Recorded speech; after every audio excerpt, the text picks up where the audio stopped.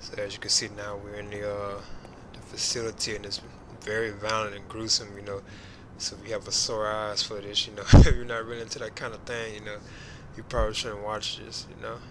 It's very bloody and stuff, very gory. As you can see, all the bodies laying around in here, and that's why Sebastian and Joe and Julie were called to this scene, you know, to check out what had happened. Oop, there's a body that tumbled over.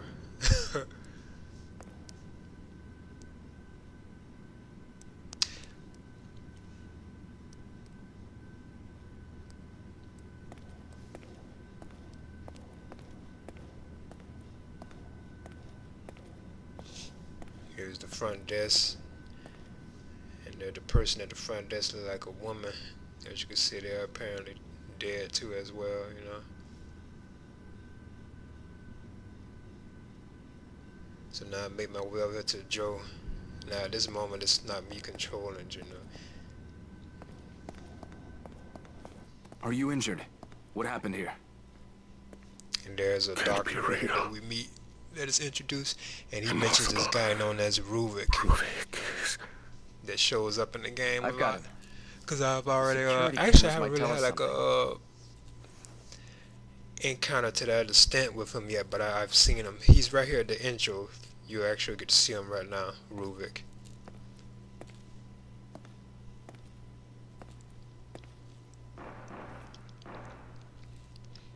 As you can see, Sebastian is checking the surveillance footage of the cops, and there's Ruvik. See, he's like, as you can tell, he's a supernatural force, you know. What the hell? There he is. He's not like a normal like person or whatever. And I believe he's the one that committed all the murders too, you know. They don't really stress it, but obviously he did because he killed all the cops, you know. And see right there, he knocked Sebastian out as well.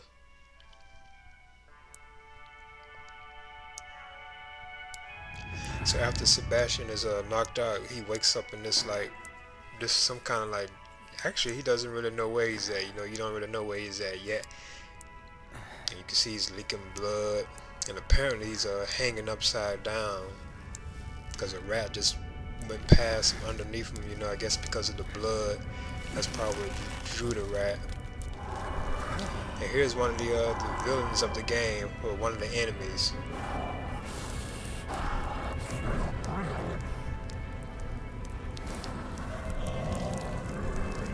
Right now you're like kind of like confined to like hanging, like wherever he's hanging on, Sebastian is hanging on, you're kind of confined to that. You can't really do anything, but you can like rotate the camera and look at what the guy over there is doing, like this enemy, what he's doing. Apparently he's chopping up somebody, because you can, you know, you can hear it.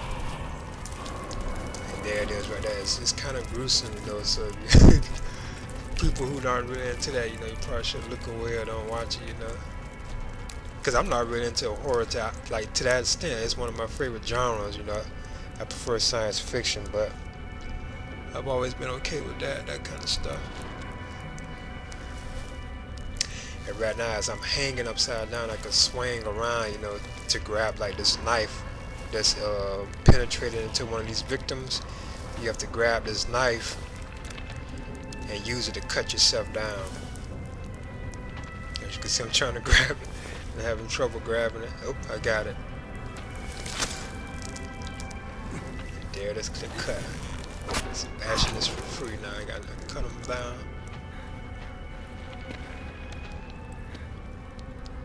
And his gun is missing, as you can see. He tried to grab his holster. So now this is the actual gameplay itself too, you know. Not like no cinematic sequence. This is actual gameplay right there. It's telling you right there that you can sneak, you know, so you can sneak past your enemies, you know, which is good throughout the game, you know, because, you know, they won't hear you if you sneak, you know. But if you're just straight up walking around, it will lure the enemies and they will hear you, you know, hear your tracks.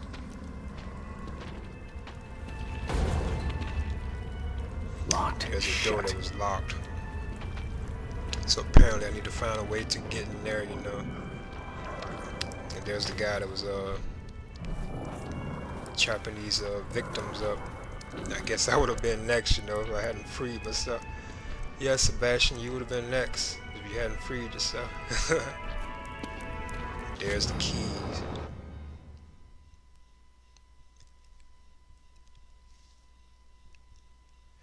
As you can see, the music it has playing in the background is very eerie, you know.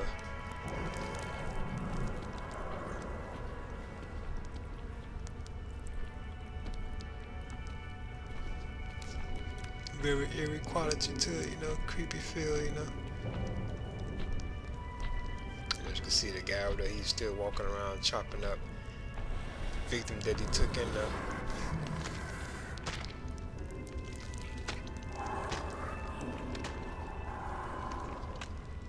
Okay, now I'm making my way to this door, and now I'm finna unlock it.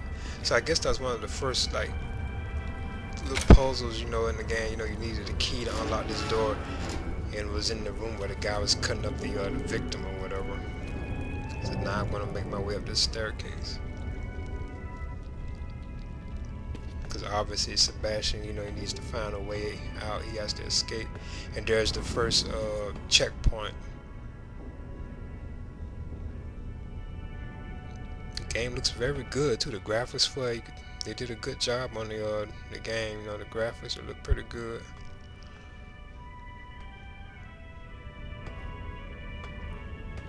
I don't know where he went at, because when you look down now, the guy is gone now. The one that was chopping the bodies up and stuff, he's gone now. And you see he has like chainsaws all on the wall. Kind of reminds you of like Leatherface, you know, from the Texas Chainsaw Massacre films. And there's a trap that I stumbled upon that Sebastian didn't see, you know. And actually it's preset, because later on in the game you can actually dismantle those traps so you won't walk through and stumble over them.